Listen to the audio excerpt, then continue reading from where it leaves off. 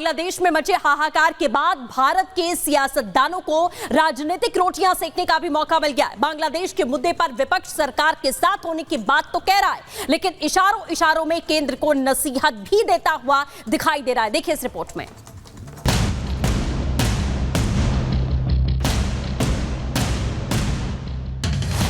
ये लेसन है न सिर्फ बांग्लादेश के लिए बल्कि हर एक डिक्टेटर के लिए। जो बांग्लादेश में हुआ है उससे हमारे देश के जो सत्ताधारी है कुछ सबक ले।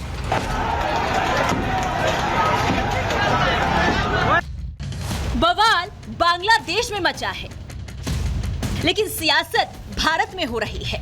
पड़ोसी देश में मची इस सियासी उथल पुथल को विपक्षी नेता आपदा में अवसर की तरह मानकर चल रहे हैं। बांग्लादेश की आपदा के बहाने विपक्ष केंद्र सरकार को नसीहत देता नजर आ रहा है।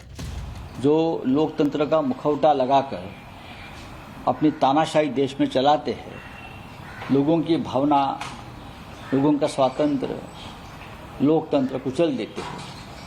जो विरोधी होते हैं अपने उनको जेल में डालते हैं या ख़त्म कर देते हैं। जो हमारे देश में चल रहा है तो यही शेख हसीना बांग्लादेश में कर रही थी, तो जनता ने उनको भगाया है। और मैं देख रहा था, मुझे बहुत बुरा लगा कि पार्लियामेंट को भी आग।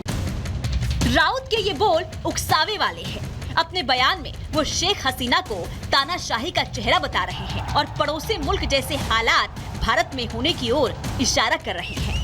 जिस विपक्ष पर हिंदुओं के अपमान का आरोप लगता रहा है, उसे बांग्लादेश में रह रहे हिंदुओं की अचानक चिंता होने लगी है। लेकिन ये चिंता यूं ही नहीं हुई है, इसके पीछे भी सियासी ताना बाना है। जिस तरह बांग्लादेश में हिंदुओं पर हमले की खबर सामने आ रही है, वैसा ही भारत में। और इसी बीच एक और बड़ी खबर आ रही है। मुस्लिम दंगाई किस तरीके से बर्बरता कर रहे हैं उसकी वानगी भी देखने को मिल रही है। मंदिरों को तोड़ा जा रहा है, उन्हें निशाना बनाया जा रहा है। इस्कॉन टेम्पल को भी इसी तरीके से निशाना बनाया गया। लेकिन ये तस्वीरें भी देख लीजिए कि किस तरीके से आगजनी की जा रही है। आवामी लीग के 24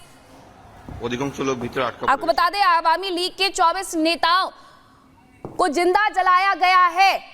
ये जो होटल था वो उन्हीं कैबिनेट के मिनिस्टर का था, उनके होटल में जाकर के ये आगजनी की गई है। पहले 8 ये संख्या बताई जा रही थी, लेकिन अब बताया जा रहा है कि 24 लोगों को जिंदा जला दिया गया है होटल के अंदर, क्योंकि ये होटल आवामी लीग के मंत्री का था जो कैबिनेट का हिस्सा थे। उनके पहले होटल में घुसपैठ की जाती है, तोड़फोड़ की जाती है, वहां पर जो लोग मौजूद होते हैं उनके साथ मारपीट की जाती है और इसी के साथ 24 लोगों को जिंदा जला दिया जाता है। ये बर्बरता किस तरीके से की जा रही है, ये तस्वीरें साफ तौर पर उसकी वानगी पेश कर रही है।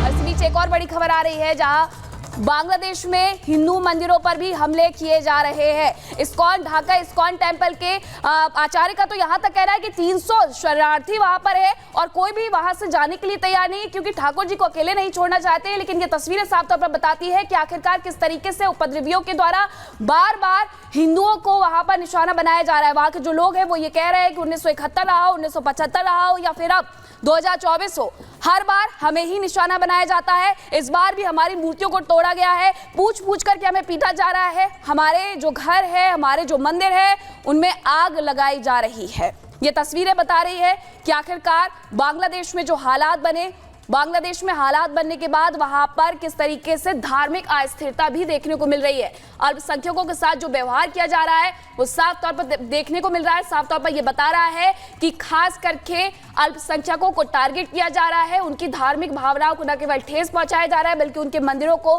तोड़ा जा रहा है, उनके घरों को निशाना बनाया जा रहा है, उनके घरों को जलाया जा रहा है। कई घरों में आगजनी की गई है, तोड़फोड़ की गई है, पूछा जा रहा है नाम क्या है और नाम पूछने के बाद उनके घरों में आग लगा दी जा रही है। 27 जिले ऐसे हैं जहां पर यह बर्बरता देखने को मिली है। आपको बता दें कि बांग्लादेश का जो मीडिया है उसके हवाले से ये जानकारी आई कि 27 जिलों में इस तरीके की बर्बरता की गई। तो जहां बांग्लादेश में हिंदू मंदिरों को निशाना बनाया जा रहा है, वहीं तस्वीर इस्कॉन मंदिर की भी सामने आई बांग्लादेश के, जहां पर उसे आग के हवाले किया गया, लेकिन गीता को कोई नुकसान नहीं पहुंचा है। ये बड़ी जानकारी हमें मिल रही है। तस्वीर भी हम आपको दिखा रहे हैं। देखिए, लगातार कोशिश यही की जा रही है, जो धार्मिक पुस्तकें वो बिल्कुल सुरक्षित हैं। हिंदू मंदिर की ये तस्वीरें, इस्कॉन मंदिर की ये तस्वीरें आप देख रहे हैं, क्योंकि अलग अलग हिंदू मंदिरों को टारगेट किया जा रहा है, निशाना बनाया जा रहा है, लेकिन धार्मिक पुस्तकों को कैसे बचाया गया है, कैसे संरक्षित रखा गया है इस मुश्किल घड़ी में भी, ये आप तस्वीरों में देख पा रहे हैं। और आस्था यही बताती है कि लोग हर तरह से, जहां इतना जद्दोजहद वाला माहौल है, जहां हर चीज निशाने पर है, वहां पर इस्कॉन मंदिर में तोड़फोड़ तो हुई, लेकिन जो आस्था से जुड़ी है, हमारी किताबें हैं, जो पुस्तकें हैं धर्म से जुड़ी हुई, उन्हें सुरक्षित रखा गया है। ये तस्वीरों में आप देख पा रहे हैं जिस तरह से अत्याचार हिंदुओं पर चल रहा है। सबसे बड़ी चुनौती यही है कि कैसे खुद को सुरक्षित रखें, लेकिन इस बीच हमारी जो तस्वीरें सामने आ रही हैं, वो धर्म से जुड़ी किताबों को कैसे बचाया गया है, कैसे संरक्षित रखा गया, वो तस्वीरें। बिल्कुल सलोनी, जैसा आप बता रही थी वो तस्वीर आप यहां पर देख सकते हैं। इस्कॉन मंदिर में तोड़फोड़ की गई, आगजनी की गई, लेकिन ये धार्मिक ग्रंथ हैं जो सनातन धर्म से जुड़े हुए हैं, हिंदू धर्म से जुड़े हुए हैं। इसमें गीता भी है और कई तरीके की पुस्तकें हैं, लेकिन मंदिर के भीतर किसी भी पुस्तक को कोई नुकसान नहीं, गीता को कोई नुकसान नहीं हुआ। आप देखिए कि ये पूरी शेल्फ जो है वो जली हुई आपको तस्वीरों में दिखाई दे जाएगी कि किस तरीके के हालात यहां पर हैं, लेकिन गीता की तस्वीर आप देखिए कि गीता पूरी तरीके से सुरक्षित है, जरा भी नुकसान यहां पर नहीं हुआ है। आगजनी यहां पर की गई, तोड़फोड़ यहां पर की गई, जो कि तस्वीरों के जरिए हम आपको दिखाने की कोशिश कर रहे हैं, क्योंकि अब टारगेट पूरी तरीके से हिंदू हैं। हिंदू मंदिरों की बात करें, उनके घरों की बात करें, उन्हें टारगेट किया जा रहा है। और मंदिर के पुजारी जो वहां पर जिस तरीके की भगदड़ मची, जैसे आगजनी की गई, इसके बाद वो क्या कुछ कह रहे हैं, एक बार वो भी आप सुनिए। हमारा मंदिर के में कुछ आतंकवादी आकर 500 से ज़्यादा हमारा मंदिर को हमला किया। मंदिर को जो गन पाउडर देकर मंदिर के सारे स्विच जला दिया, फिर मंदिर के अंदर बॉम्बिंग भी किया, भक्तों को टॉर्चर कर किया। इस तरह का हर इलेक्शन में, हर ये में इसको जैसे हमारे हिंदुओं पर अत्याचार होता है, तो ऐसा कितना तक रहेगा, चलेगा? इसके लिए कोई आवाज़ नहीं उठाएगा? हर दिन हर समय में हमारा दिल में डर रहता है कब हमारा को क्या हो जाए। सही, इसलिए मैं सारे भारतवासी को मैं विनम्र भावे प्रार्थना करता हूँ, आप बांग्लादेश हिंदुओं के लिए कुछ करें। बांग्लादेश के हिंदू के लिए जो कष्ट है, जो हमला हो रहा है, इनके विचार के लिए आप सब लोग आवाज़ तुले और बांग्लादेश के हिंदू को रक्षा करिए।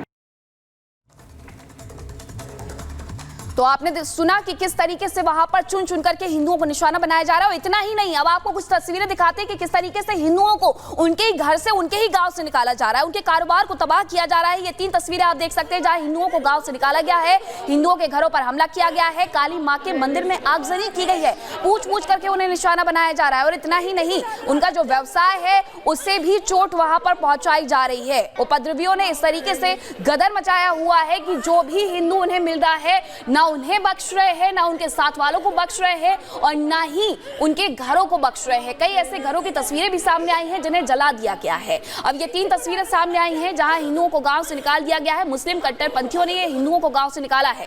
नोआखाली इलाके में मुस्लिम दंगाइयों ने हिंदुओं के घरों पर हमला भी किया। बांग्लादेश के नरसिंगडी जिले में कट्टरपंथियों ने काली माता मंदिर पर भी हमला किया है और उन्हें आग के हवाले कर दिया है। इस बीच ये तस्वीरें भी सामने आई जहां इस्कॉन टेंपल में आग लगाई गई, लेकिन गीता को किसी भी तरीके से कोई नुकसान नहीं पहुंचा है। लेकिन 27 जिले ऐसे हैं जहां पर हिंदुओं को निशाना बनाया जा रहा है।